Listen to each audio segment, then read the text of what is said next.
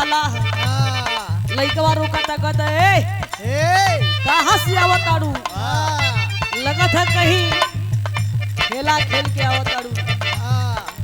हाँ वो खेला लड़की कहती है कि सुना हमरा फेर में ज्यादा मत पड़ा। कहले है कैसे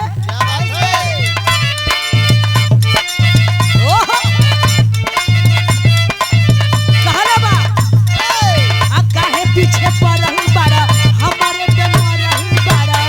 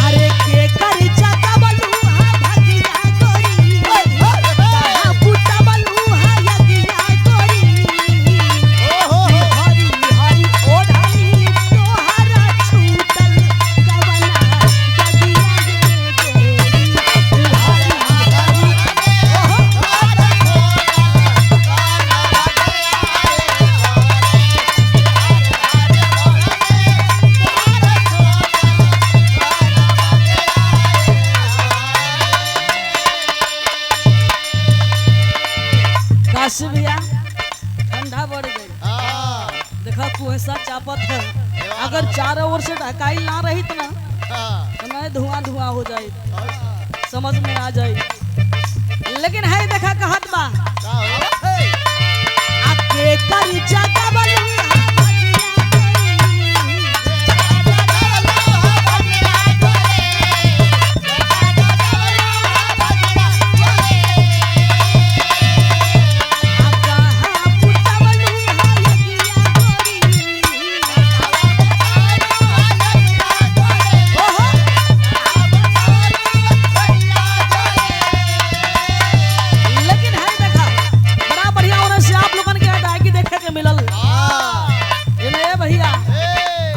से भरपूर एक्टिंग से भरपूर। हाँ लगा तो उनका कमर के साइकिल का चक्कर डायल चक्का डोलत था। अच्छा जाए तो भैया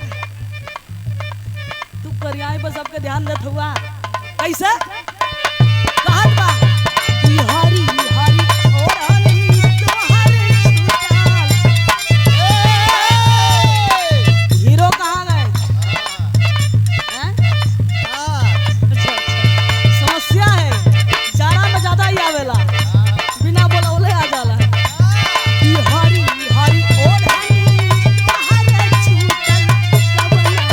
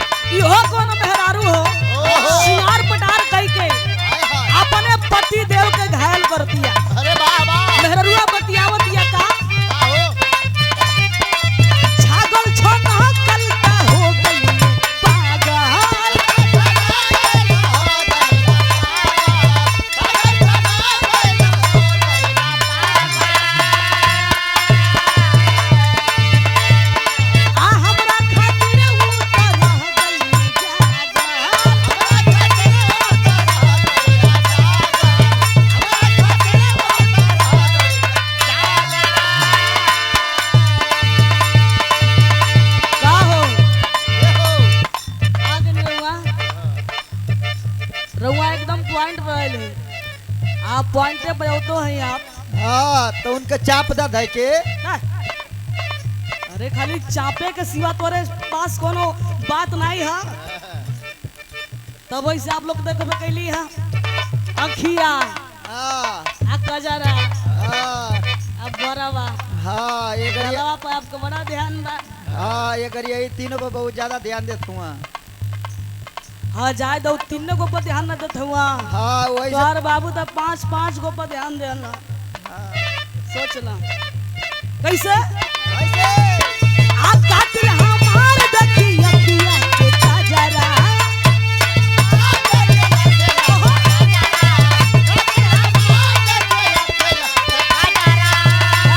आप कहवे कि धनिया हो सती जान पजरा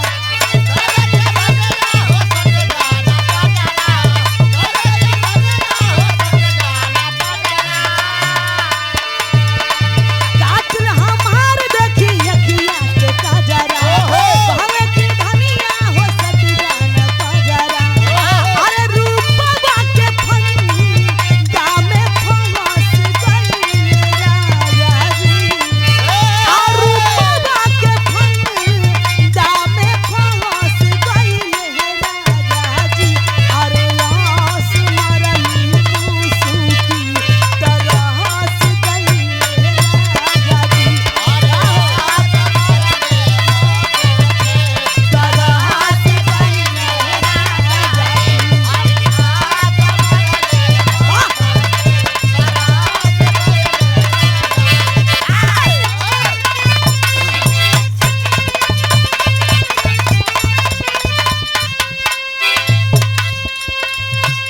क्या बात है मास्टर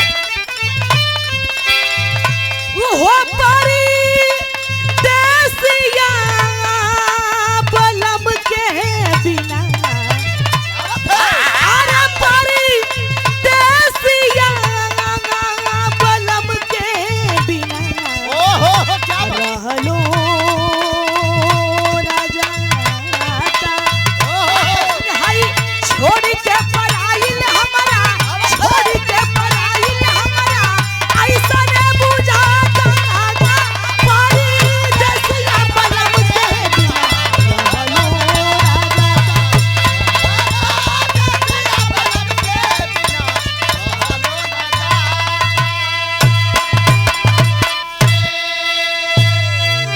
हम समझत हैं तो के ठंडा पीछे से लगत है तो के ठंडा पीछे से लगत है लेकिन कोनो बात ना है आज भर लग जाएगा तो भैया बड़ा ही शानदार हाँ उन्हें से आप लोगन के बिरहा सुने के मिलल हाँ बहुत अच्छा लगल हाँ गाना भी आप लोग सुन ली है जा बात भी सुन ली जा बड़ा अच्छा लगल हाँ पहले पैसा लेला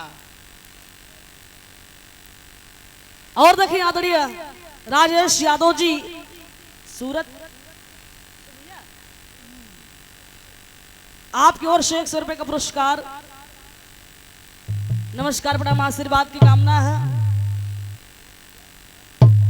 दा भैया शानदार भी रहा हाँ आप लोगों ने के लोरकांड खंड से सुना दी या पौराणिक सुना दी जैसा आप लोग कहा दोनों में भी रस भाव रही हाँ ये लिए कि ये जाड़ा के मौसम में आप लोग अपन रजाई हाँ लुगाई हाँ घरे छोड़ के आल वालो आ तू कल लेके आइल हुआ सबे छोड़ के आइल बा जे भी पुरनिया बा नया बा सब छोड़ के आइल बा तो कीमती समय आप लोगन का हमनी के बर्बाद ना करे के हाँ अब ऐसे तो के ढेर याद रहेला एगो बात तो और बता दे हम नहीं हो जो छुपल की बतिया बता दी नहीं तो पला रहा था कि रहे दे रहे ना। हैं?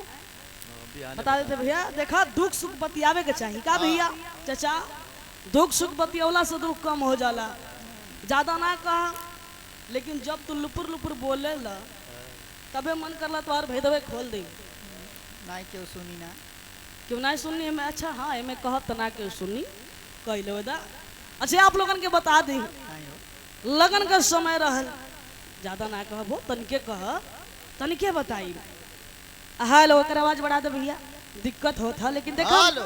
साउंड वाले भैया लोग के परेशानी ना करी ना ज्यादा हाँ लेकिन बढ़ा दे तो बढ़िया रही हेलो हेलो देखा लगन के समय रहल भैया, प्रोग्राम लगातार रहे। इनका घरे 5 गो लगा है, 4 गो भैंस, 1 गो गैया। तो देखा ही जब घरे रहस खाली टाइम में तो पचौन के ही दू। हाँ लेकिन भैया बिजी हो गई लगन में, प्रोग्राम में। हाँ प्रोग्राम में बिजी हो गई। तो अब कहला कि का करी, एगो बल्टा वाला केहू के लगावे के पड़ी। ते भैया अपने घर ये बल्टा वाला के लगा देला। बाहर बल्टा वाला बड़ा चलाक निकलल हो। देखा इनके 4 भैंसियन के दुहे, आज संगे संगे ये भैया इनकी मलकिनियों के दुहे। बैठा यार, बेइज्जती करावत हो भाग भाग के यार। तुम यार तुम्हारी इज्जत है ये ना है, हैं? ते सार के कह दिया काल सही वो मत करिए। अच्छा ना सही बात कहता हूँ तो भड़कत अड़ बतावा, जकरे इज्जत ना बा भैया वो ही भड़कता। बतावा तुम्हारी इज्जत का ख्याल रही तो जब ले अपने घरे 5 गो लइकन का।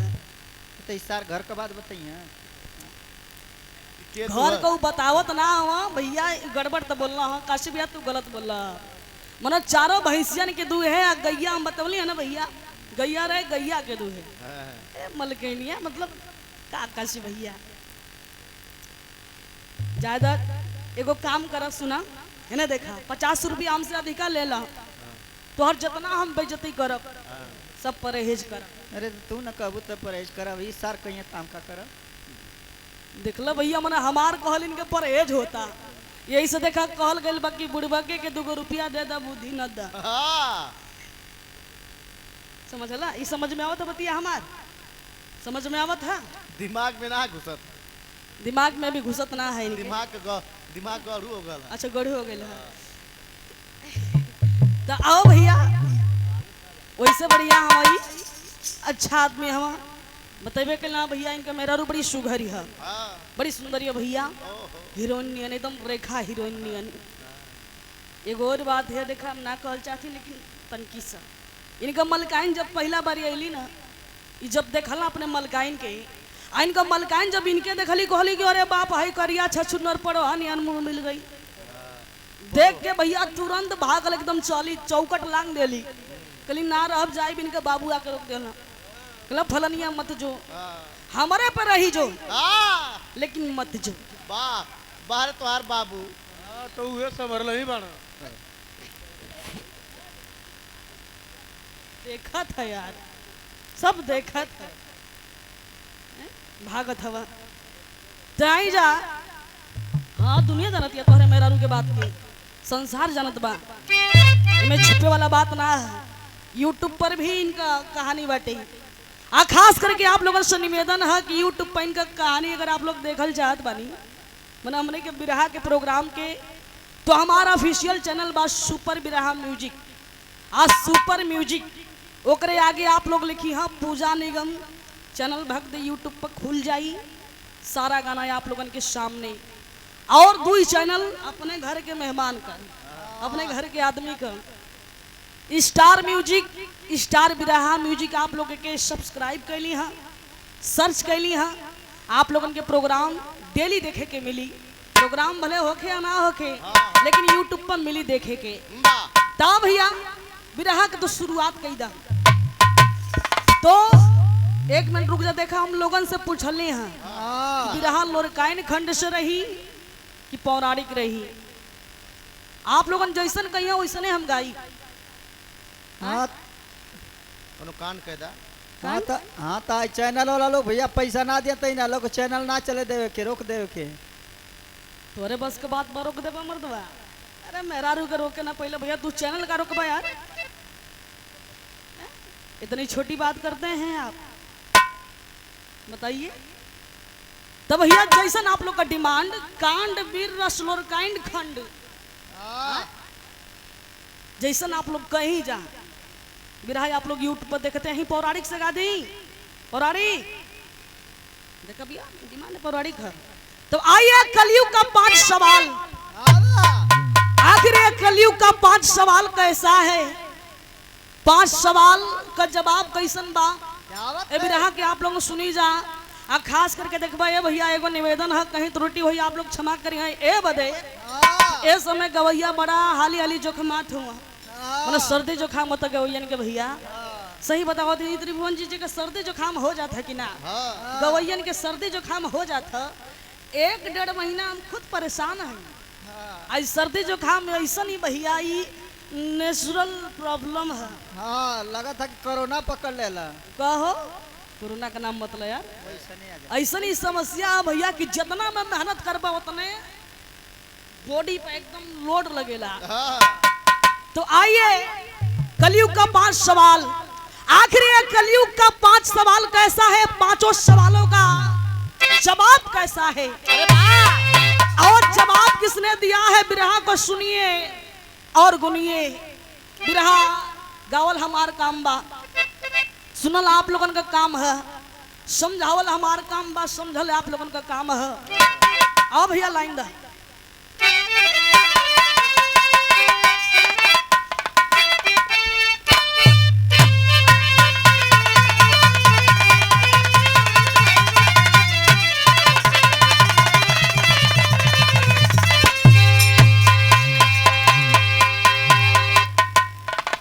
सही से रख, खाले में तो हम बटले हैं वहू के खाले में रख देबा समस्या हो।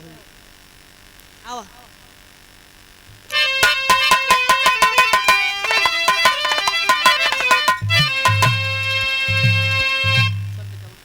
वाह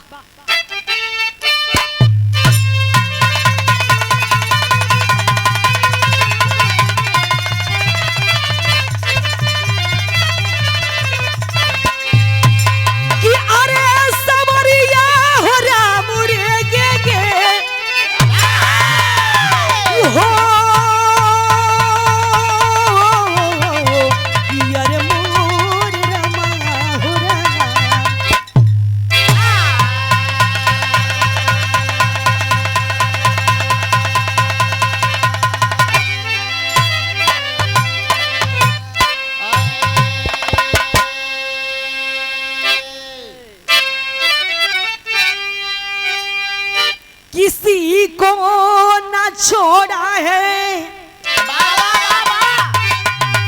कलयुगी का पहरागा, सभी को है ये अपने बस में बसाया। हो रही धर्म की हानि यहाँ इसी समय, पापी ही आज संतों का सम्मान पाया। वो सुनाऊं कहानी ये कलयुगी की यारों, बनकर व्यापारी अश्वले करी के आया। तो सतगुरु स्वामी बता दो ये जुगी कैसा है गे, भाई भाई के ऊपर ही है खंजर चलाया।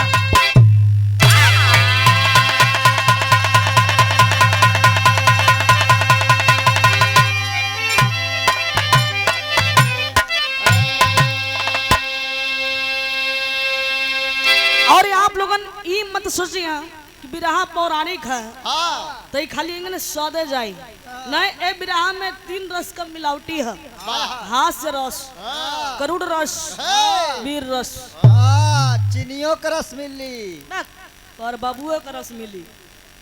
देखा जा यार कुछ भी बोलता है, गन्ना का रस कहता तो बढ़िया लगे, चीनी का रस धरा के खिया के पिया के शुगर धरे बा, चीनी खिया के।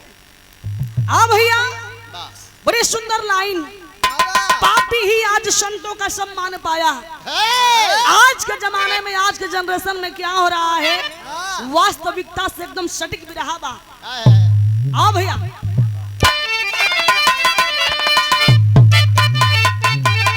ओहो क्या बात है, कवाली का टुकड़ा बा। ये देखिए कोई आशिक, त्रिभुवन जी कोई आशिक अरे वाह किसी लड़की को अपना माशुका मान बैठा था, लेकिन लड़किया भाव नहीं दे लड़कवा के, वो खाली घाव दे। लइकवा समझिए ना पावे, लइकवा जाने कि ई हमके देखे ले, मतलब हमके हमारी ओरी ताके ले, तो एहू के दिल में हमरा बदे कुछ कुछ बा।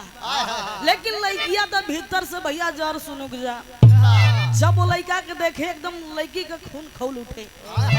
वो लइका देखा का करे, जब वो लइका अपने घर से निकले हो कहीं चट्टी चौराहा पर जा, तो लइकिया के दुआरे जाके 2 मिनट खड़ा हो जा, 5 मिनट खड़ा हो जा, मानो 10 मिनट तक वेट करे। जरूर भैया मानो रुक के वेट जरूर करे कि लइकिया जब ले आई ना, जब ले देखब ना, जब ले वो हमें ताकि ना, तब ले हम जाइब ना। एक दिन लइकी खिसिया गई, कहला कि आज डबला राम के बता के रह, ओ गाड़ी मन दे थे बता के रह आज कि हम का चीज है आज उनके बता दई। लइकिया आइल कह दिया है ई बताओ तू काहे हमें देखेला। लइकवा कहला का हो तोरा फीलिंग ना भाई। फिल्म, अरे यार फीलिंग ना फीलिंग, समझला? फीलिंग वो चीज है जोन तोहर बाबू देखला तोहर मलकाइन के तो हो गई। लइकवा कहत बा फीलिंग नहीं होला। लइकिया कहला कि ये सुना फीलिंग कौना चीज का हो, कहला कि तोसे हम प्यार करी ना। लड़की कहला कि सुना हम केहू और से करीला, और आज के बाद से तू हमें देखिया मत। लइकवा का दिलवे टूट गई, लेकिन लइकिया देखा बड़ी भावुक हो गई। कहला कि जब ये हमसे प्यारे न करेला कौन के हमरा के उल्टा सीधा बोलता ना। तो लइकिया देखा लइकवा के हथवा के पकड़ के ये भैया समझावे के कोशिश करतिया कि इतने में लइका का खड़ा हो गई। खड़ा हो गई, का कहला खड़ा हो गई, पागल आदमी हो का यार। लइका का है रुआ खड़ा हो गई। तो ऐसे फुटकर में बताओ करा। बिरहा के माध्यम से देखा बिरहा गवैया कबो गलत ना बोलेला, जवन बोली हो में अर्थ रही व्यर्थ ना जाई भैया। यही से लोग बिरहा के ज्यादा पसंद करना भैया यूपी बिहार में। सही बात। ए बाबूजी लइका का रुआ खड़ा हो गई। लइकी कहते सुना अपना बदे दोसर लइकी देखला, हमार पीछा कल छोड़ द। तब वो लइका कहता का ओहो अरे इतने करीब, अरे इतने करीब आके दगा दे गई मुझे।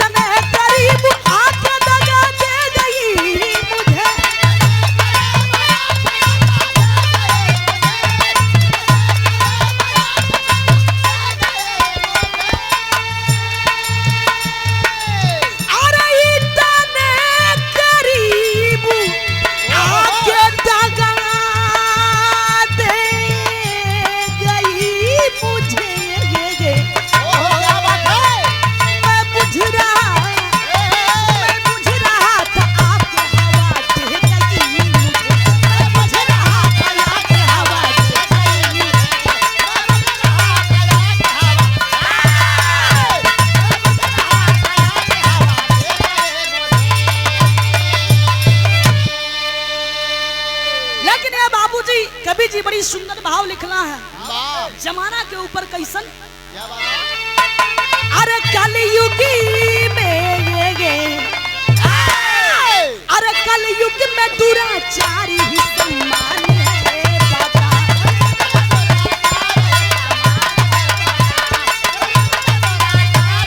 क्या बात है।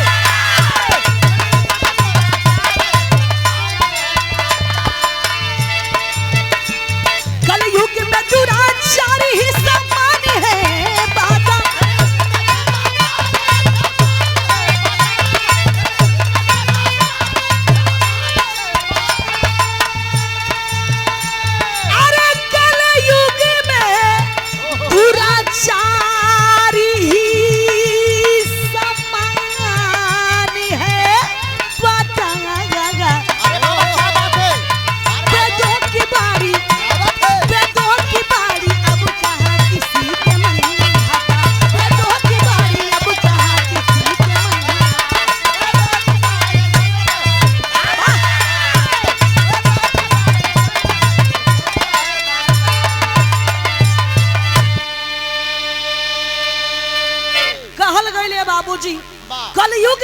दुराचारी ही सम्मान है पाता, वेदों की बाणी अब कहाँ किसी के मन भाता। अरे वाह जितने जमाना में भैया बढ़िया बात छोड़ा के मैंने घटिया बात बतियाईबा, जितने फूहर बतियाईबा उतने लोगन के बात बढ़िया लागी। कुछ लोग ऐसन बाना, कुछ लोग ऐसन बाना कि लोग के फूहर बात बढ़िया लागी।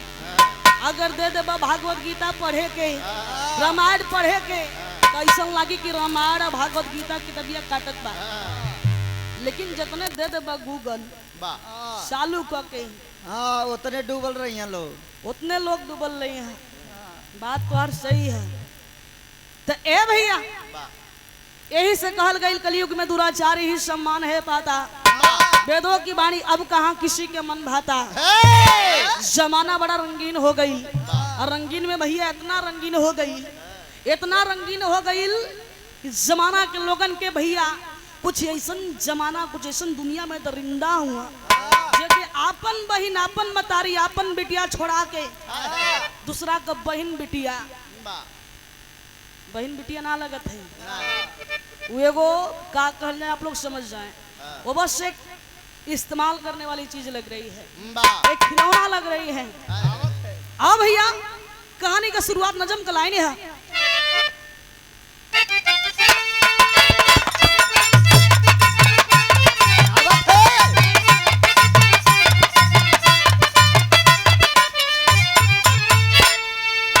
त्रेता युग बीता द्वापर जब सवार हुआ, त्रेता युग बीता द्वापर जब सवार हुआ, व्यापारी बन करके कलयुग तब तैयार हुआ।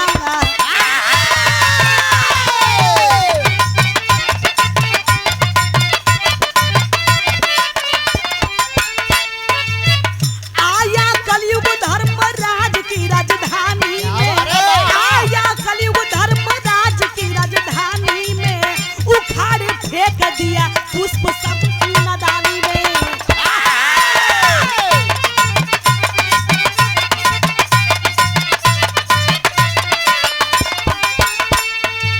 सुभाषा देव जी जब फूल लाने आए, सुभाषा देव जी जब फूल लाने आए हैं, उजड़ी बाग देखी मन ही मन बुलाए हैं।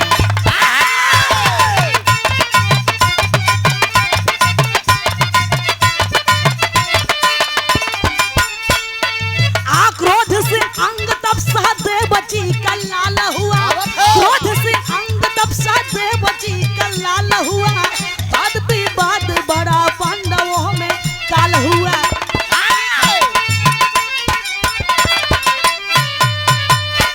ए बाबूजी कहानी को गौर से सुनिएगा, ये बात उस समय की है अरे वाह जोना समय द्वापर का अंत होके वाला रहा।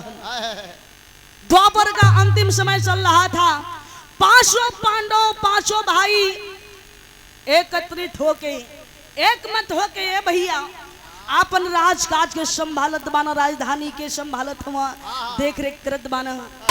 यानी अंतिम समय है द्वापर युग का। अरे वाह कलयुग का पहरा आवे वाला रहल, कलयुग महाराज सोचलन इस समय हमारा आवे वाला है, शासन मेरा आने वाला है। ता हम सुनने बानी, पता है, बड़ा चर्चा है कि पांचों पांडव बड़ा बलशाली हवा, अरे वाह बलवान हवा, विद्वान हुआ।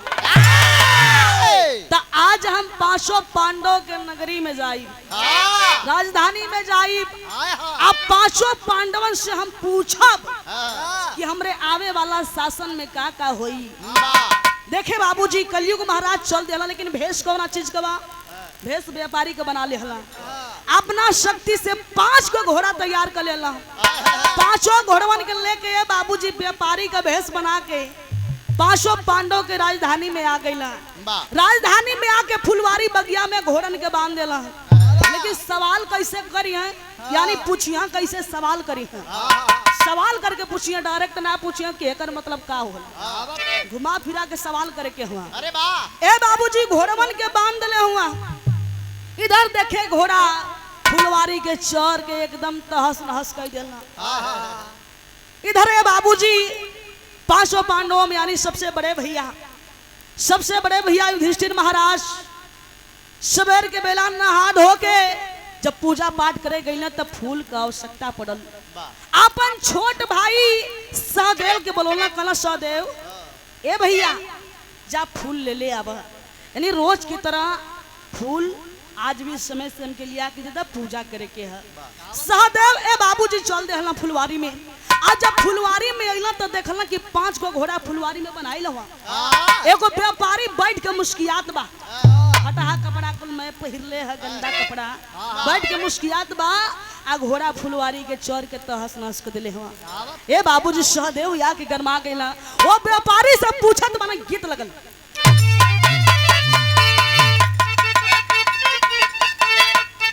ओहो क्या बात है। उन्हें से आप लोग सुनबे कैली है जा तमाम गीत रहल भैया, रस भरी गीत रहल, रस भरी गीत एकदम वही का टक्कर है त्रिभुवन जी। दोनों लड़का लड़चुआ लड़का रहे, आप लोग उनका के मत समझे, उनका के हम मानिला। वो तो लड़चुआए हुआ, वो तो लड़चुआए हुआ। अरे यार तोर बाबू लड़चुआ हम तो सब लड़चुआ लौकत है। हीरो आदमी है यार, उनको मत कुछ कहिए, समझा करो कहाँ क्या बोलना है, कहाँ क्या कहना है।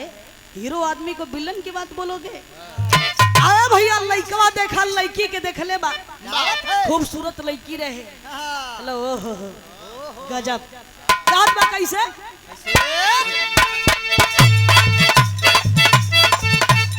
ओहो कहले है अरे एक का चढ़ली जवानिया, अरे एक का चढ़ली जवानिया, तुझे हीरा जड़ल नथुनिया जवानिया, जादू डाले ले हो नथुनिया, मन करे मारे ले जवानिया।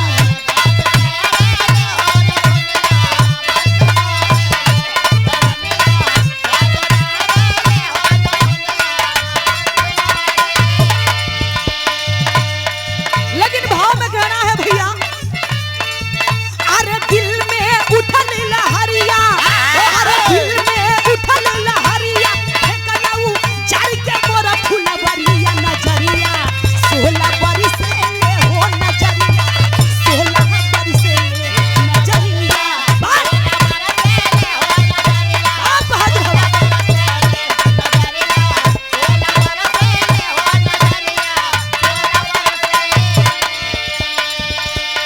ए बाबूजी सहदेव गुस्सियात बन के आ व्यापारी बाबा आ बुढ़ा आदमी, आखिर तुम कौन हो और ई तोर घोड़ा हमरे फुलवारी के चरत हुआ तो के दिखाई ना देलस।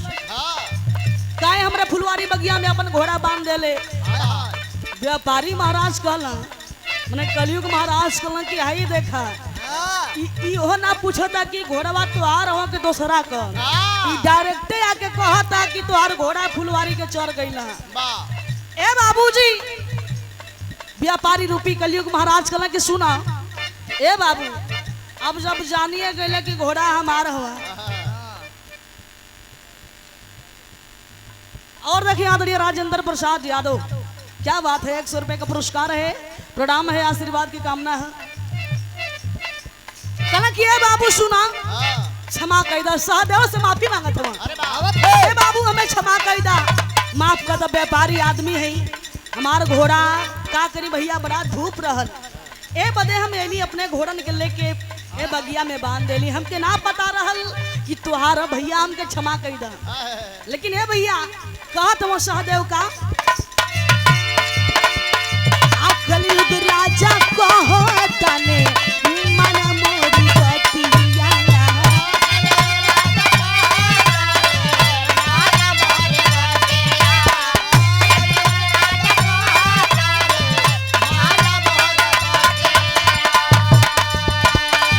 ahoy बेया पारी हमसे भइल बा गलतिया।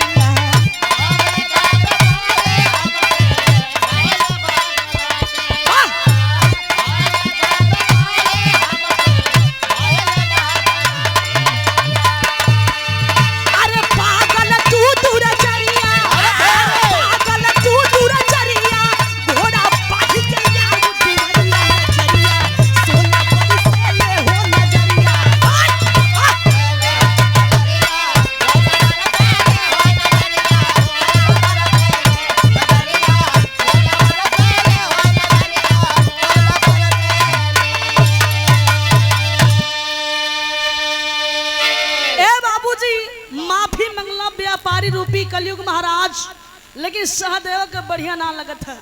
सहदेव कहला कि सुना तोहर घोड़ा फुलवारी के हमरा तहस नहस कह दिले हुआ। अरे वाह माफी मांगबा तो के क्षमा नहीं करब। अगर तो के माफी मांगे के है तो हमरा घरे चला, हमरा दुआरे चला, बड़का भैया से चल के माफी मांगा।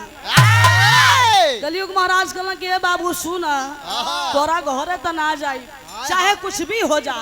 सहदेव कहला कि अच्छा इतना एकड़ तोहरा में बा तो एगो हमार बात सुन ला, तोहरा आई घोड़ावा हम लेके जाई। कहला कि घोड़ावा? कहला कौन घोड़ावा? कहला कि आइए बड़का वाला घोड़ावा जौन बा अगिला एक हम लेके जाई। व्यापारी रूपी कलयुग महाराज कहला कि ए बाबू एक को ना बल्कि आई पांचहुन के लेके चल जा। अरे वाह पांचों लेके चल जा, लेकिन तो से हम एगो सवाल करब, हमरे सवाल का तू जवाब दे दी है। सहदेव कहला कि है देखा हमरा ऐसा पहलवान आदमी से, विद्वान आदमी से, बलवान आदमी से इस सवाल करी। सहदेव कहला कि तू सवाल कह के देख ला, कर सवाल पूछा हमसे।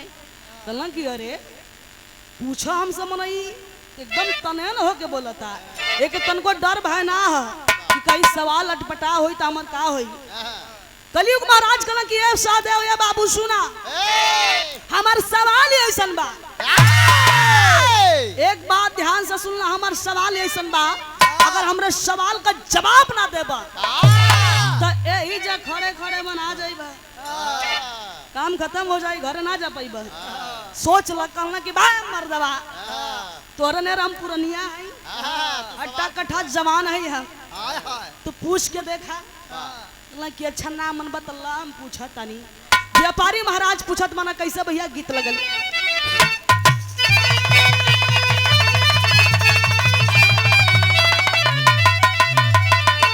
कि अब ही उमरिया के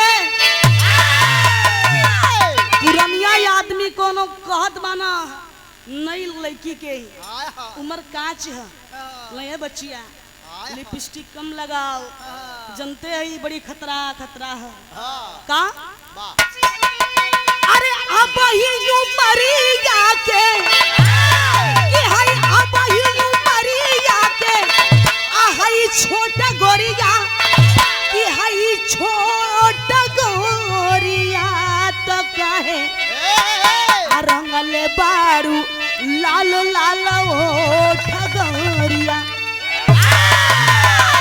लेकिन ये बाबूजी सवाल करत माना कैसे?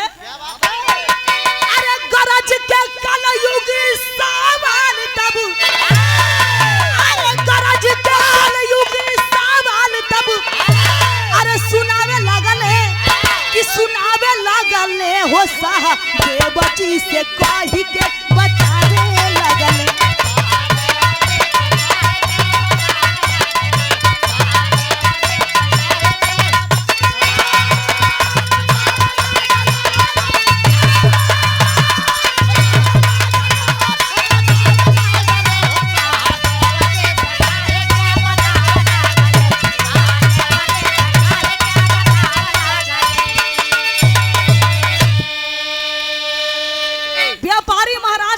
सहदेव सुना सवाल है हमार का कि देखली एगो खेत रहल गेहूं का हरियारी और पिछवा से डार गइल गेहुआ के चरी।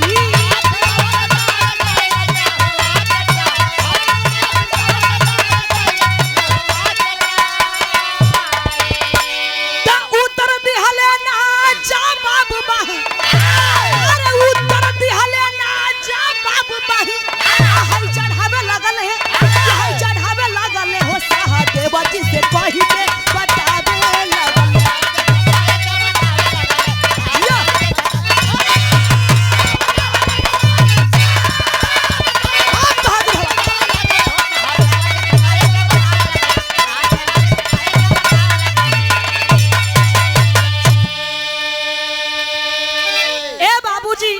व्यापारी रूपी कलयुग महाराज ये सवाल कैला कि ए सहदेव सुना खेत रहल गेहूं बोल रहल, गेहूं बढ़िया रहे उमे एकदम हरियर कचनार, लेकिन ए सहदेव वो गेहुआ के खेतवा के जोन बगल में खेत रहे हाँ। जोन बीच में डांड रहे हाँ। उ डांडवा उ मेढ़वा खेतवा के यानी गेहुआ के चरत चरत चरत चरत चरत चरत तो हम लोगन का बटान टिपे के पड़त है चर गइल गेहूं के इहे हमार सवाल बा यही का हमें उत्तर दे देता हम जानी मने डांड जोन बा गेहूं के चर गइल एकर मतलब का है एकर उत्तर का है हमके दे दा तो के हम जानी कि तू विद्वान हवा सादेव लगला हंसे कहला कि बाय मर्दवा तू पुरनिया ना तोर दिमाग एकदम सटक गइल है खत्म बाड़ो तू ई बतावा कहीं खेत के जोन बा खेत चरेला कहीं डांड चरेला हाँ इस सवाल तो हर सरासर गलत बा कहला कि बाबू गलत बाना तो जा तो हरो काम खत्म यानी ये बाबूजी सहदेव वही जे खड़े खड़े बनाए गई ना बना गए ना सहदेव कलयुग महाराज हंसत बना कहला काहे बाबू पुरनिया आदमी का ढेर मजाक ना उड़ावे के चाहिए बड़ा मजाक उड़ावत रहला देखा अब सहदेव पछतात हुआ का करें भैया मुड़ी गोतले हवा बनाइल हवा मुड़ी गोतले हवा का करी कैसे नजर मिलाई तब ले ये बाबू उधर देखे युधिष्ठिर महाराज परेशान हुआ कि सहदेव फूल लेके ना आइला नकुल के भजला कलम नकुल जा देखा कहीं खेले लागल है मने शिकार उका कहीं घूमे लागल है यहाँ जा तो वहीं जा फूल लेके आवो जल्दी हमरे पूजा पाठ के समय निकलत बा नकुल ये बाबूजी अइला फुलवारी में और जब देखला कि सहदेव बनाइल हम सामने बैठल व्यापारी से पूछत बना व्यापारी ओ बुढ़ा आदमी से पूछत बना कि ई बताई आप के हैं आप कहाँ से आइल बानी और ये 5 गो घोड़ा कैसन हमार भाई कैसन बनाइल बा कहला कि ला तू आके सही से सवाल हमसे कैला है मतलब सही से तू हमसे पूछत बड़ा ढंग से पूछत बड़ा नकुल के बात के सुन के व्यापारी महाराज कहला कि बाबू देखा हम पुरनिया आदमी है व्यापारी है और ये 5 गो हमार घोड़ा हम इन्हनी के बेची ला किनी ला पाल पोस के बड़ा करी ला बेच किन की अपन रोजी रोटी की हम चलाई ला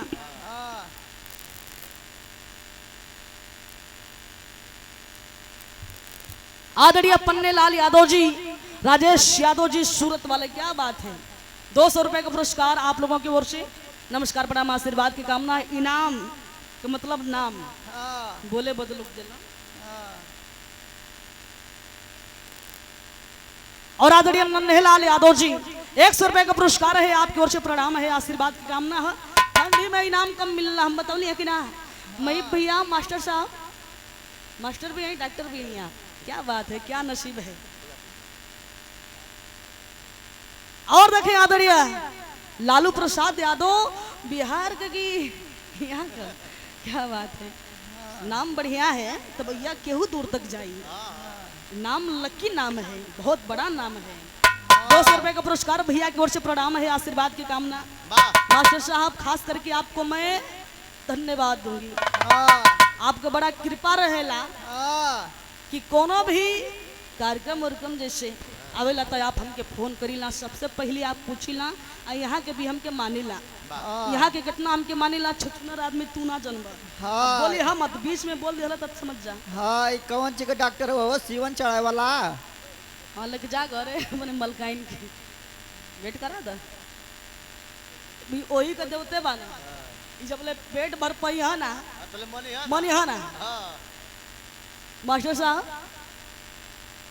हाँ मल्टीमीडिया ऑलराउंडर और बाबू का पत्ता कट जाए लेके घर खाली चल जाए खाली तो कुछ समझ में आ जाए का चीज जमा तो ए बाबूजी इधर देखे नकुल कहला कि अच्छा ही बतावा तू हमरे फुलवारी बगिया में यानी आराम करे बदे आइल हुआ तो हमरे भाईवा के बनले है का तू देखला व्यापारी महाराज कहला के बाबू के बनले ना है हम ही बनले बानी कहला कि तू काहे बनले हुआ हमरे भाई के आ तो के डर भी ना लगा था तू कहा तो खुल के कि हम ही बनले बानी नकुल के बात के सुन के व्यापारी महाराज कहला कि बड़ा ही नादान लगत है कहला कि बाबू देखा बात दी है कि तोहार छोट भाई बड़ा गरम दिमाग के बा ई आइल है आके हमके रेट करे लागल है एकरा से हाथ जोड़ के माफी मंगली है कि जाए दे हमार घोड़ा जानवर के जात फुलवरिये न चढ़ गई ना का भइल लेकिन ई लगल तने न होखे इतना ही नहीं कहे लगल कि तोहार घोड़ा हम लेके जाई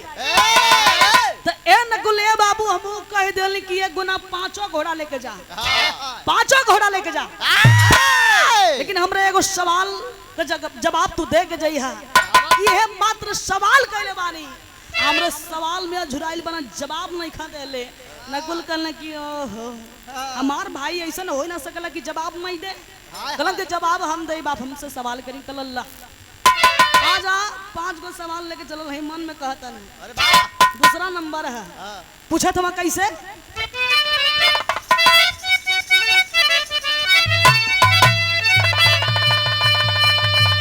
कि नकुल जी चलले भाई के खोजे, अरे नकुल जी चलले भाई के खोजे, कलयुग की आ सवाल दूध बछिया का पिए माई माई माई। नकुल जी चलने भाई के खोजे, कलयुग की आ सवाल दूध बछिया का पिए माई। ए बाबूजी ये सवाल कहला कि ए नकुल एगो गाय रहल बड़ी निमन बाछी भी आई रहे, लेकिन तनकी ही देर में उ गैया अपने बछिया का दूधवा पिए लागल। तू यही काम में उत्तर दे दा, जवाब दे दा। नकुल कहलन कि ओ कपार धा के बैठ गलन, कहलन कि सही में हम इहे सोचते रहलिए कि हमार भाई जवाब ना दे पाई, इनका सवालवे उल्टा बा। अरे ई कहा था कि गैया को दूधवा बछिया पिए लागल तो बढ़िया लगत। बताओ तू कहत बड़ा कि गैया बछिया के दूधवा पिए लागल, ऐसा भला कैसे हो सकेला? ई सरासर गलत है। मतलब कि गलत है ना तो जा तो लाइन में लग जा। ए नकुल सुना हमार सवाल ऐसन बा जो जवाब ना दई बना जाई। अब नकुल भी बना गई ना बेचारे, अब पछतावा करत हूँ कि का करी का करी। मुंह लटकौले हुआ बगल में भाई है, उधर ही बाना मुंह लटकौले हुआ का करी। अब तो लगत है फूल लेकिन आ जा पाई।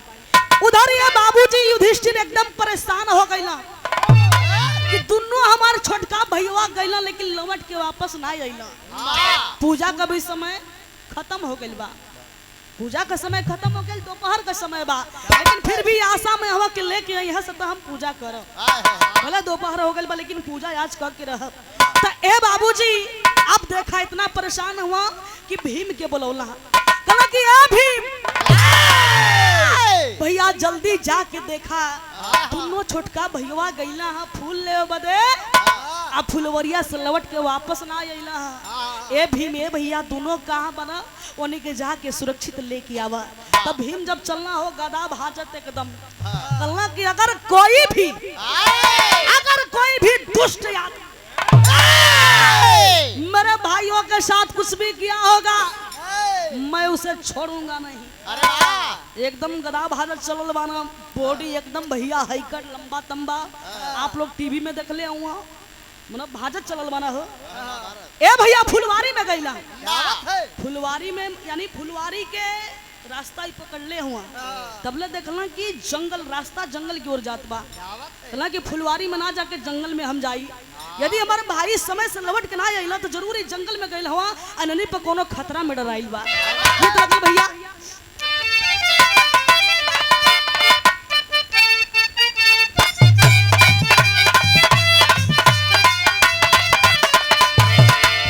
यो देखा कोनो लड़का कोनो लड़की का हो लव का इंतजार करत रहे, लड़किया दूसरा का हो गई। लड़का कहत बा का कतना दिन से ये लड़की के रही फेरा में हम लागा।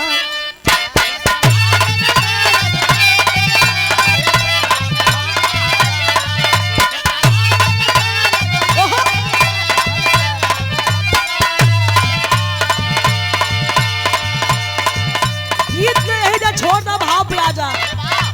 ए बाबूजी भीम जात बना वही जंगलवा में, तबला देख ले हला व्यापारी रूपी कलयुग महाराज कहला कि हे भीमिया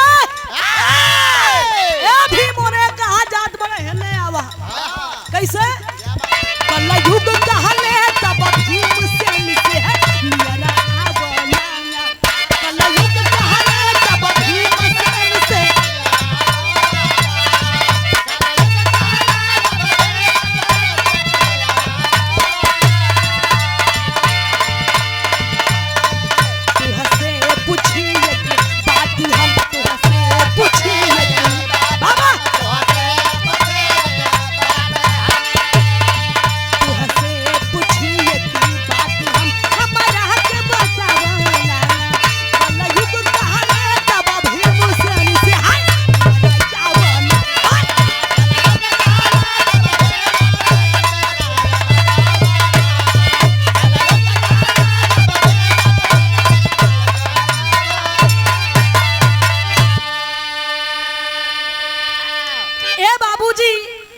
देखला कि आवाज फुलवारी में से आवत बा।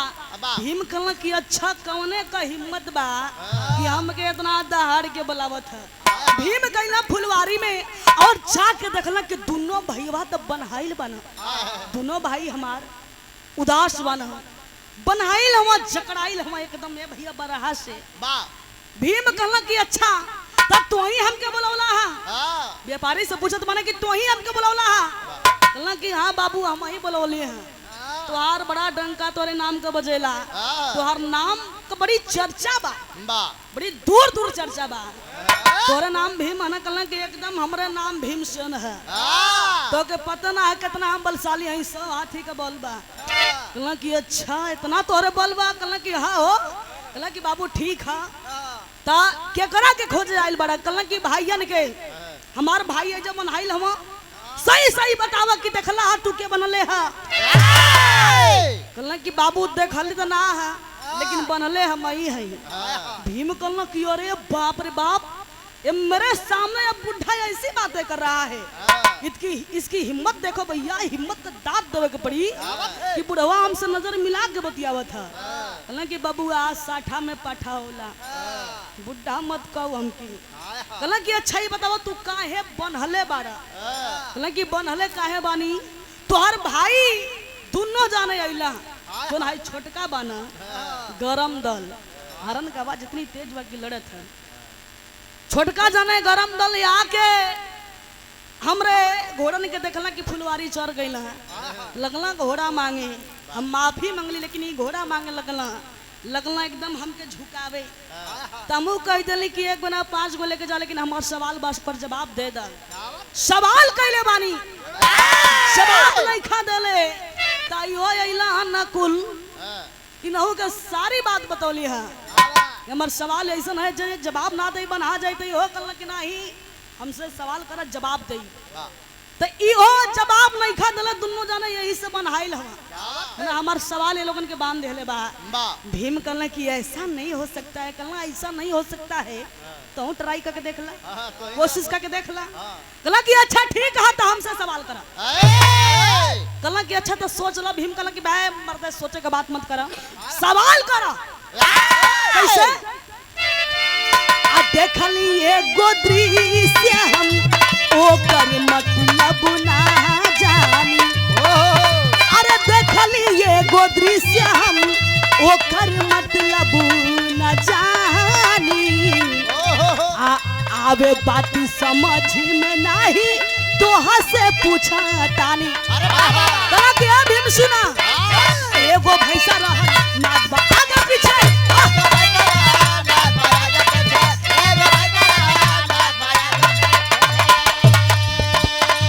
और देखिए आदरणीय राजेंद्र यादव जी बड़े भैया की ओर से 100 रुपए का पुरस्कार है, प्रणाम है, आशीर्वाद की कामना। एगो भैंसा रहल नाद बा आगे पीछे,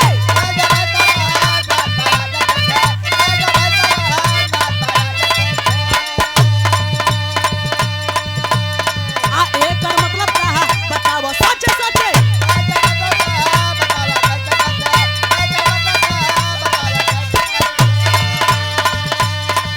आधा मुसुक चढ़ा के ढा दिया भीम कहे सतावना, आधा मुसुक चढ़ा के ढा दिया।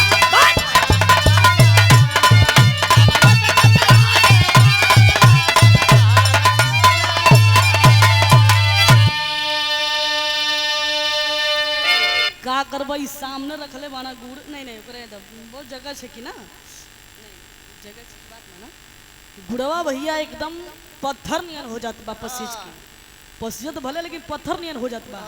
इने से डंडा लगत है, लग के भैया कपार धरत है और नटही धरत है, जाम कर देता वो, बोले पर मजबूर कर देता है एकदम से, ना बोले के मजबूर कर देता है। समझ गेला, इतना दबावत है।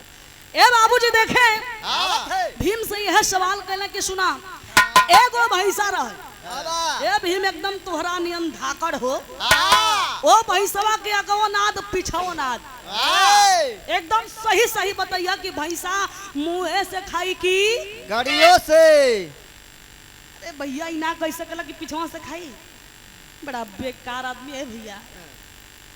हम देखा इनके अब देखल ना चाहता, इनके पार्टी में से निकाल दो और ना ही तो इनके दिमाग का इलाज कराओ के दिमाग इनका जो है अंदर का सब निकाल के सिस्टम भूसा भरवा दो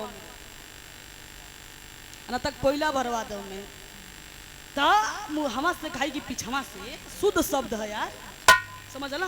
हाँ वो कनी है आनी बाड़ी का छात्रा ए बाबूजी भीम कहला की सुना मुहवा से खाई की पिछवा से ये सवाल है कई के हंसा थमा कहला भाई महाराज सवाल नहीं आप मजाक कर रहे हैं आप मजाक कर रहे हैं कि बबुआ तो के मजाक लगत है जाप तो ही भोगा यानी ए बाबूजी भीम भी बनाए गईला और जब भीम बना गला तो कहला का हो भारी देह बा देखा तो उ तो बनाइल हुआ दू जने सही से बनाइल हुआ लेकिन जब उ बनाइल हुआ तो पता भारी देह रहल निहुर गईला मतलब झुक गईला आही आही करत हवा भारी देह भैया बड़ी तकलीफ होले आही आही करत हो कहला का हो भीम कैसन लागत है कहला कि अब तो के का कहीं ना जाननी है कि तू सही में कोनो बड़ शक्तिशाली आदमी बाड़ा ए बाबूजी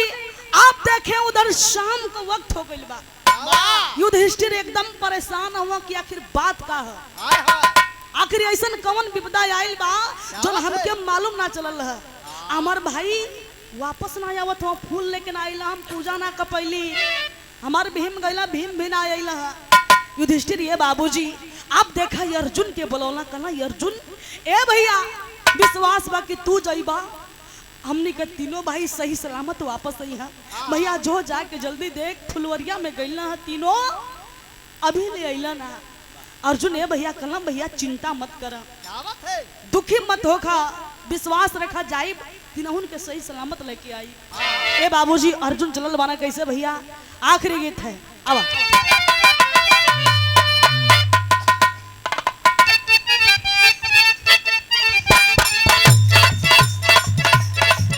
यो देखा है भैया कोनो लड़की है चिट्ठी लिखा दिया चिट्ठी हाँ वो लेटर लिखा दिया लिपस्टिक लगा के भैया 4-5 जगह चुम देला चुम देला कोनो करिया लड़का रहे देखला कलो तो चिट्ठी दिया था कहले है का अरे चिट्ठी देली यार के डेलिंग सेंटर मार के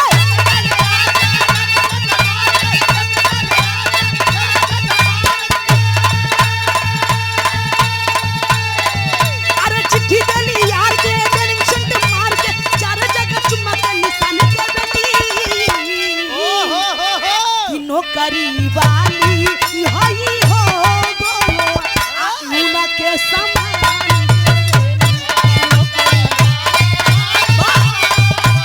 अरे उना के समान दे दे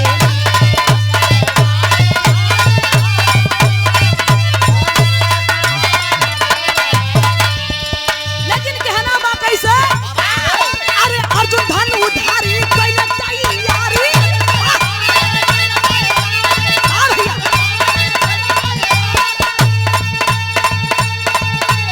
अर्जुन धन उधारी कैला तैयारी बगिया उजरल देखी सारी बाला अर्जुन क्या बा हो गो अरे तो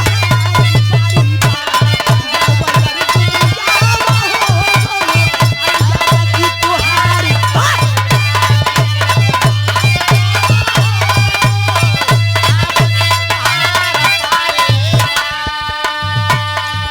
ए बाबूजी अर्जुन गइला दूरवा से देख के व्यापारी रूपी कलयुग महाराज कहलन कि आवा अर्जुन अब तोहरे बारी है जल्दी आवा चौथा सवाल हमार जो होता अर्जुन अइलन ये बाबूजी फुलवारी बगिया में देखला कि हमार तीनों भाई रच के बनाइल बना वो सामने बैठल व्यापारी से पूछत बना कि आप मुस्कुरा रहे हैं बैठ के मुस्कुरात हवा कहला कि आप मुस्कुरा रहे हैं और हमारे तीनों भाई बंधे हुए हैं आखिर सही सही बताइएगा किसने बांधा है आपने किसी को देखा है व्यापारी महाराज कहला कि बाबू बड़ा तू सज्जन व्यक्ति लागत हवा कहला कि नहीं नहीं सही बताइए सवाल जवाब मत करिए, बताइए बस कि हमारे भाई क्यों बधे हैं। जाके खोला था वहाँ खुला था ये ना हबर कहला बाबू ना खोली।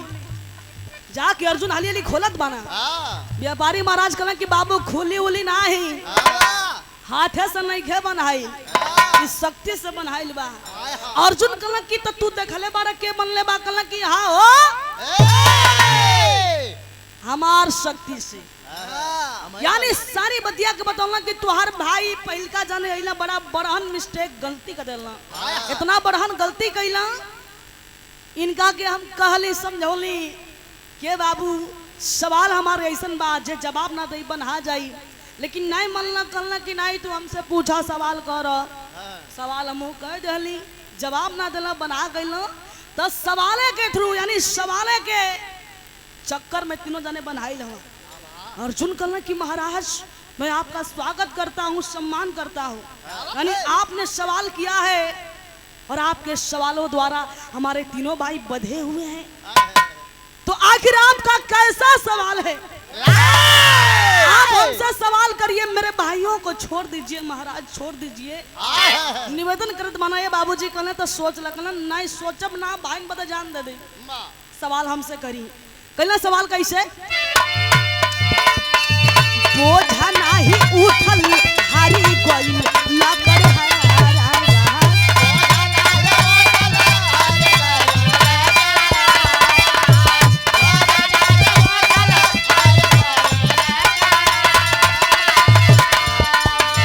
लकड़ी ऊपर लकड़ी बनले बाजो बारा।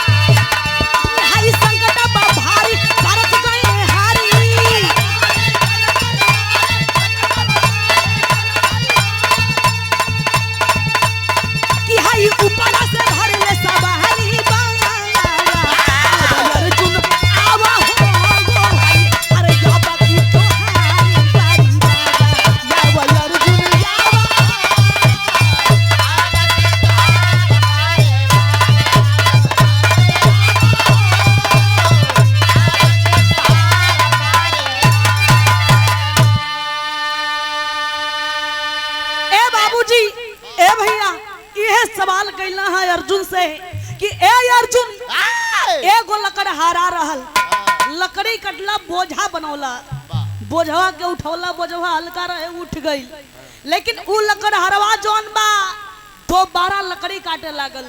अब बोझा के जबले भारी ना कैले तबले मानलस नाही, बोझा भारी बना लेला, अब बोझवा के लगल उठावे तो उसे हल्का बोझा उठबे ना कैल तो बतावा भारी कैसे उठी? ओकर इहे हमके अर्थ बता दो, ओकर अर्थ का बा, ओकर उत्तर का बा, यह सवाल बा हमार। अर्जुन कहला कि बा महाराज आपका सवाल बड़ा अद्भुत है, बड़ा विचित्र है, तो सुनिए इसका जवाब क्या है। आपको जा करके उस लकड़हारे को मना करना चाहिए, हल्का बोझा लेके जाए, भारी बोझा काहे बनावत है? कहला किल्ला यो वही में कल लगत है, जवाब सही ना दे। ई खाली बस दहिया के बड़ बनस, दहिया के बड़ बनस, बुद्धि नहीं के पास, एक को पैसा कना है, बुद्धि एक को पैसा कना है। ए बाबूजी अब देखा अर्जुन का भी नंबर लग गई, अर्जुन भी बनाया गया। उधर ये बाबूजी युधिष्ठिर इतना परेशान हुआ, शाम सूर्यास्त हो गई बा, इतना परेशान हुआ कहला कि अब का करी, चारों भाई ना आइला। युधिष्ठिर ये बाबूजी स्वयं चल पड़े हैं कि जाए अपने भाइयन के खोज के लेके आई, चाहे कुछ भी हो जाए अपने भाइयन के जरूर घरे लेके आई। ए बाबूजी युधिष्ठिर आए हैं फुलवारी बगिया में। आज जब युधिष्ठिर आइला देखला कि चारों भाई हमार लाइने से बनाई हवा, और एक व्यापारी बुढ़ा आदमी बैठ के हंस रहा है, मजे ले रहा है, मुस्कुरा रहा है।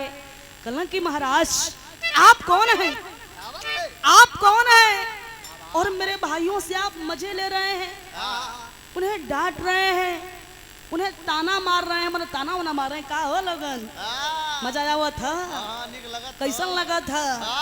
कहना महाराज मैं आपका स्वागत करता हूँ, आप कौन है, इतना वृद्धा व्यक्ति हैं और मेरे भाइयों से आप इस तरह बात कर रहे हैं? कहला कि बाबू तो के ना पता है, कि तुम्हार भाई कितना तेज हुआ। यानी ए बाबूजी सारी बात के बतौना व्यापारी महाराज। जब बात ऐजा आइल बा कि सवाल कैले बानी, सवाल द्वारा तुम्हार भाई बनाइल हवा। युधिष्ठिर कहला कि महाराज तो आपका सवाल कैसा है? आप हमसे भी सवाल करिए, जवाब मैं दूंगा। बल्कि एक गुना तोरे 5 सवाल का जवाब दे।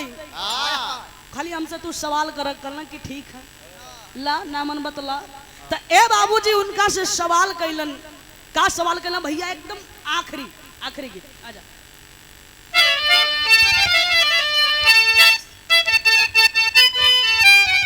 गीत के तार पे भाव पे आजा कि धर्मराज सोचल ये बाबू, अरे आइले ना चारो भैया, ए बाबू हो आइले ना चारो भैया, कि पेड़वा में देखल ये बाबू, अरे पेड़वा में देखल ये बाबू, बनहलस का सैया। सवाल करत बाना का कि देखल ही कुआनवा ये राजा, एगो होगा गरिया।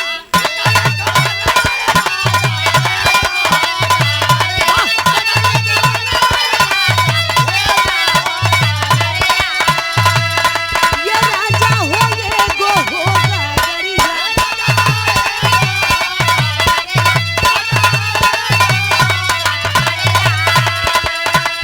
एगो धरला 7 गो गगरिया, एगो धरला 7 गो गगरिया, आ उ भरला गगरिया।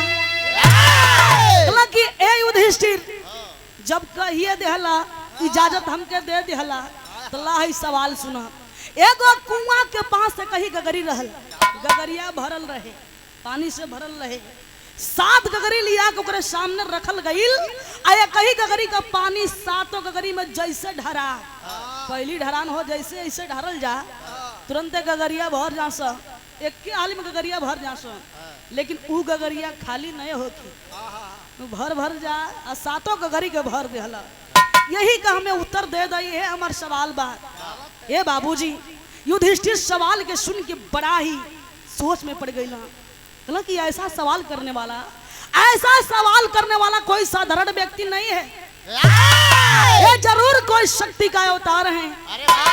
युधिष्ठिर ये बाबूजी हाथ जोड़ के वो व्यापारी के सामने, ए भैया स्वागत करता हूँ, सम्मान करता हूँ कि आप मेरे फुलवारी बगिया में आए हैं, आपका सदा सम्मान है।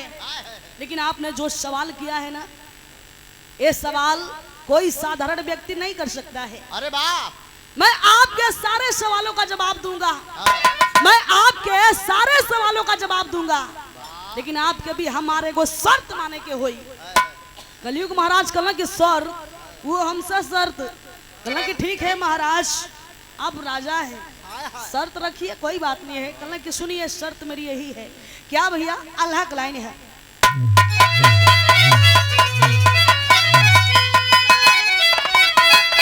कि प्रश्न का जवाब धर्मा, अरे प्रश्न का जवाब धर्मा, राजा जी बतावे लगले।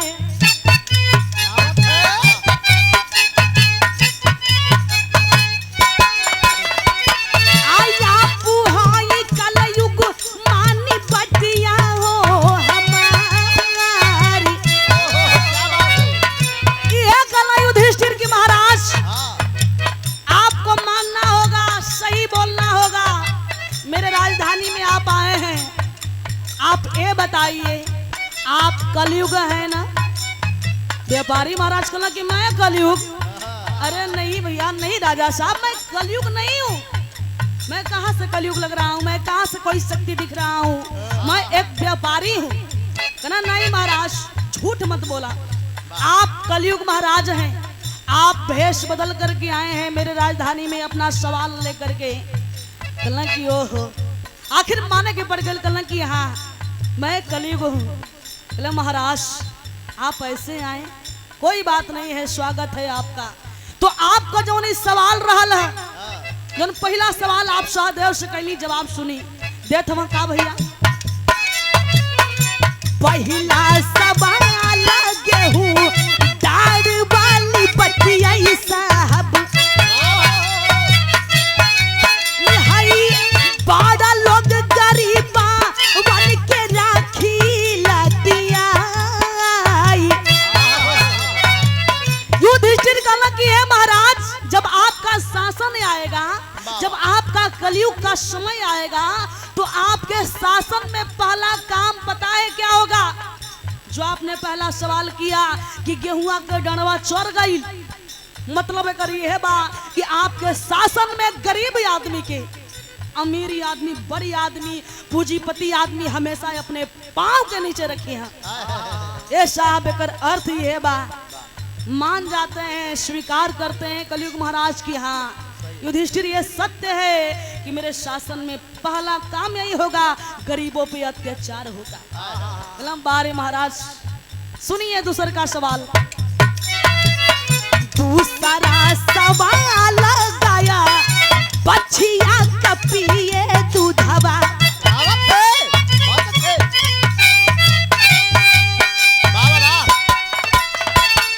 आकल युग में माई जहन बेटी पर लुभाई। खास करके बाबूजी ये बात हमरे माता बहनी लोगन के भी गौर करे के है। ए बता देखें जवाब देते हुआ कि आपका दूसरा सवाल जो आपने नकुल से किया है कि बछिया का दूधवा गैया पिए लागल, आपके शासन में दूसरा काम यह हुई कि माई बेटा के बीच में जब अनबन हो जाई, झगड़ा हो जाई, माई खिसिया के कही है, कुछ मतारी खिसिया के कही है कि जाए पुता जा जा तोहर माटी लगो, तू ना हुआ तो का भइल हमार लड़की बा ना, अपने लड़की के घरे जाई, जाके वो ठाट से खाई रहब, वही जा अपन जिंदगी बिताई। यानी माई बिटिया के धन पर आश्रित हो जाई है, बिटिया के घरे जाके रही है, बिटिया के ससुराल में जाके रही है। बोला कि एकदम सत्य है, कुछ माए ऐसे करेंगी, ऐसा ना हरकत कुछ मतारी करी है। बोला महाराज तो ले आई थी सरकार सुनी वाह।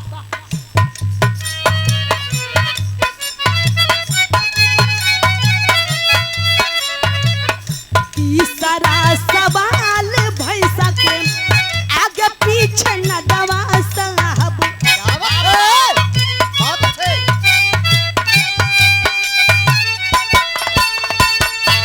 गाँव के परादान दी है झगड़ा हो लगाई। लगी है महाराज, हे कलयुग महाराज जोन तिसरका रहुआ सवालवा भीम से कैली है, भैंसवा के गो नाथ पिछो नाथ, तब भैंसवा कैसे खाई? ताप के बता दे कि भैंसा का मतलब ही बाकी आपके शासन में, आपके कलयुग में आप लोगों के ध्यान देवे को भैया, एक एक पॉइंट पे आप सबको ध्यान देना होगा। आपके शासन में राजनीति चरम सीमा पर हुई। आप लोग देखते बानी जोन लइकन के पानी छुए नहीं खेवत हो, सच्चाई बतावत है, जोन लइका पानी ना छुपावत हो वो कहत हो मोदी जी जिंदाबाद, जोगी जी जिंदाबाद, उनके कुछ पता ना है, नेता के बारे में कुछ पता ना कि लोग का करत हो, बढ़िया करत हो कि घटिया करत हो, खाली उनके जुबान पर नाम आवे चाहे जिंदाबाद का नारा वो लगावत हो। यानी राजनीति चरम सीमा पर रही, और खास करके यानी भैंसा का मतलब कलयुग में कुछ लोग यानी गांव का लोग मिल के एक बढ़िया आदमी के प्रधान बनई हैं, प्रधानी जीतई हैं। जब वो प्रधानी जीत गई हैं, प्रधान जी मुहवा से बोली हैं, पिछुआ से बोली हैं, मतलब दुधारी प्रधान जी का दोनों ओर धार रही।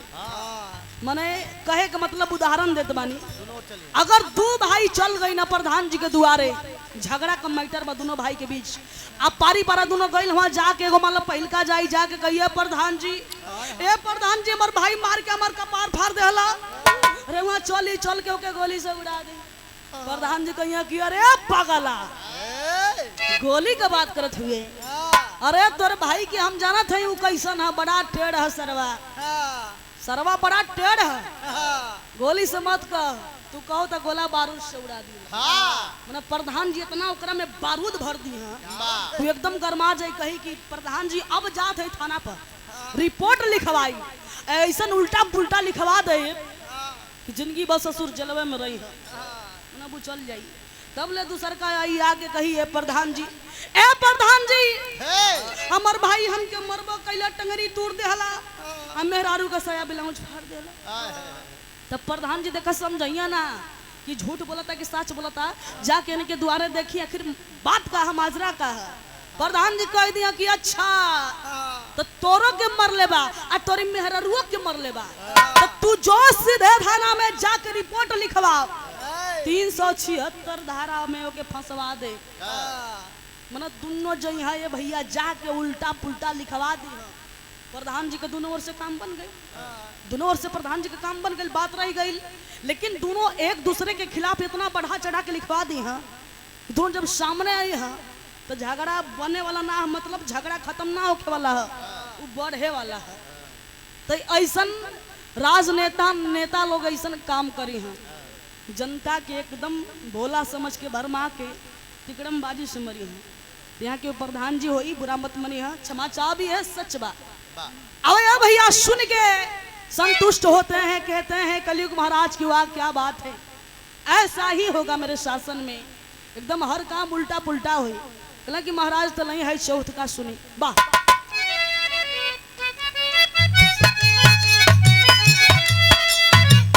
चौथा सवाल बोझा लकड़ी कर रहल साहब,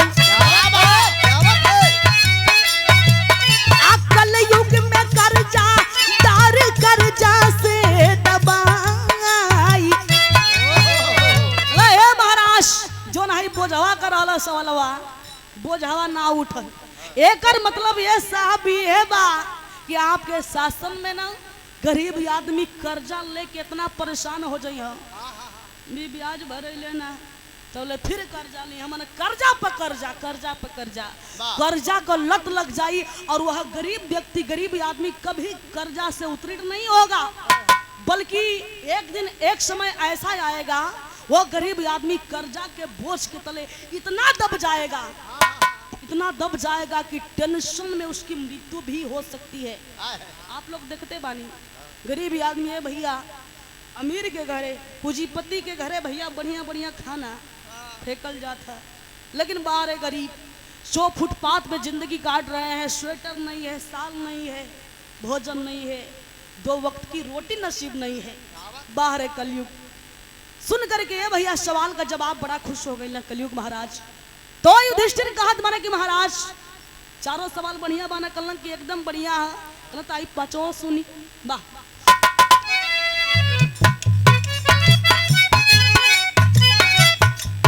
हाँ पांचवा सवाल रहल 7 गो गगरियई साहब,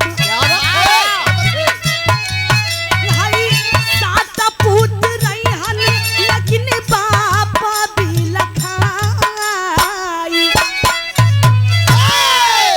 कि है महाराज अब रउआ आ जाए हमरा नंबर, यानी जो हमसे रउआ सवाल कैले हैं, 1 गो गगरी 7 गगरी के भर देहला, लेकिन 7 गगरी मिल के कहीं गगरी के ना भर पौल, यह आपका सवाल रहल ना?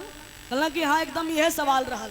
कहला कि महाराज सुनी एकर अर्थ यह बाकी आपके शासन में, आपके शासन में 5वां काम ई होई कि गरीब माई बाप जोन बा 7 को बेटा बेटी पैदा कर दी, पढ़ा लिखा के पाल पोस के बड़ा कर दी, नौकरी दिला दी, ब्याह शादी कर दी, लेकिन माई बाप के बुढ़ौती का सहारा बेटा बेटी ना हुई है।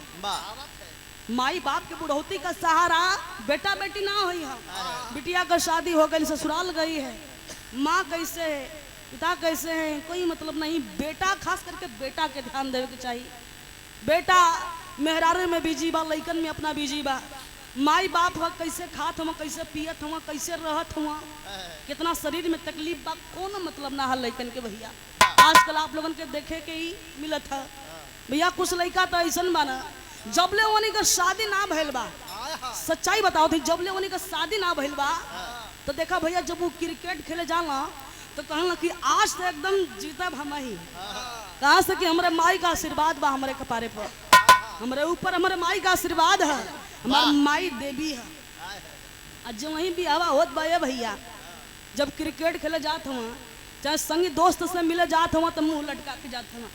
अरे यार दिमाग बड़ी खराब है, बड़ी टेंशन है यार। लड़का पूछत हुआ, संगी पूछत हुआ कि का भइल रे, तो उ कहत बना से कि का कहीं यार, जब से हमारे ब्याह भइल बना, जब से मेहरारू घर में आइल बा, माई हमार टर टर कैले रहतिया, माई हमार डाइन हो गइल बिया यार, मेहरारू के चैन से रहे नहीं खे दे। बारे क्या सच है बताइए, जब ले कुंवार रहला तो हर माई देवी रहे, ब्याह हो गई माई डाइन हो गई। जब नहीं की माई आ गई हाँ नहीं की माई ने भैया माई डाइन हो गई। तो ये सोचने वाली बात है, माई के मनबा तू मनबा तोहर लड़का भी तो के मानी आवे वाला समय में। ते भैया ऐसन होत बा, यानी माई बाप का गुजारा 7 गो बेटवा बिटिया ना कर पई है, यह सत्य बा, ई होत भी बा। तो ए भैया खास करके आप लोगों ने सोचत हुई कि पूजा निगम इतना सवाल का जवाब दे ली तो आखिर हमनी के यहाँ ना होत हुई। तो बता दें आप लोगों ने कि ऐसन उल्टा पुल्टा काम कहाँ होई भैया। आज भैया खड़ी के लाइन में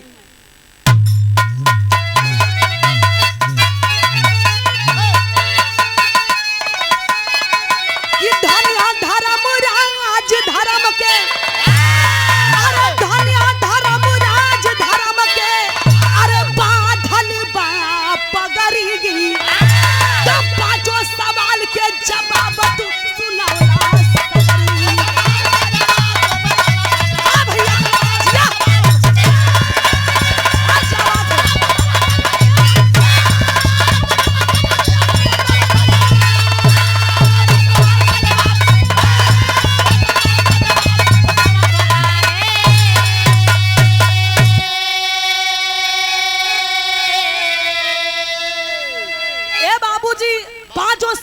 जवाब सुन के व्यापारी महाराज यानी कलयुग महाराज बड़ा खुश भइला कि मैं बड़ा खुश हूँ, आपने मेरे 5 सवालों का जवाब दिया।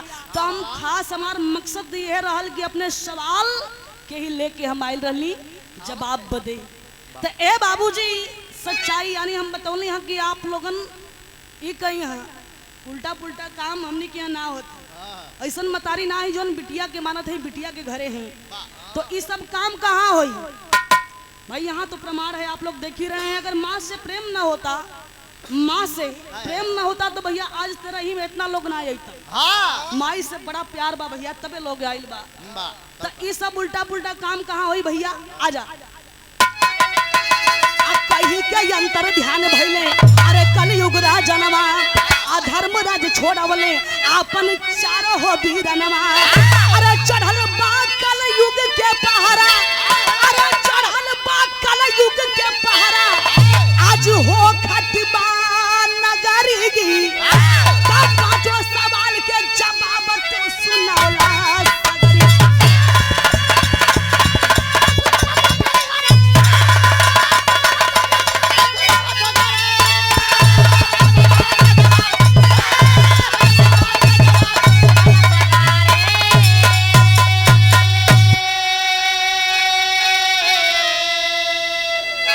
बाबूजी कलयुग महाराज अपना ताज के उतरना है युधिष्ठिर के माथे बांध देना, कहना कि आप वास्तव में धर्मराज हैं। इतना कह के बाबूजी अंतर ध्यान हो गई। लेकिन अब बात आ गई भैया वास्तविकता पे। तो आप लोगन के जहाँ अगर ऐसा सीन दिखाई दी, कैसन सीन, ऐसा सीन जहाँ जय दिन कोनो बेटवा अपने बाप के मारी, बाप के ऊपर लाठी चलाई। आप लोग समझ रहे हैं कि ये कलयुग का चढ़ाई है, ये कलयुग का चढ़ाई हो गई बा।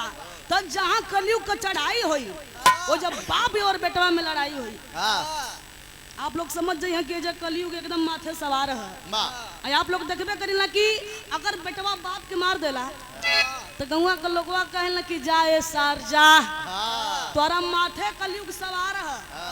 मतलब लड़का के ना कहे कि काहे मारत हुए रे, काहे मारत हो, तोर मन बढ़ गया ना, कलयुग का दोष दिया। तो जहाँ कलयुग का चढ़ाई हुई वो जब बाप बेटवा में लड़ाई हुई। तो भैया विराज समाप्त। आखिरी लाइन की जय जयकार गुरु जद्दू जी की अजय मर फुलवारी। अरे गुरु सिंह संग मितवा औधा बिहारी।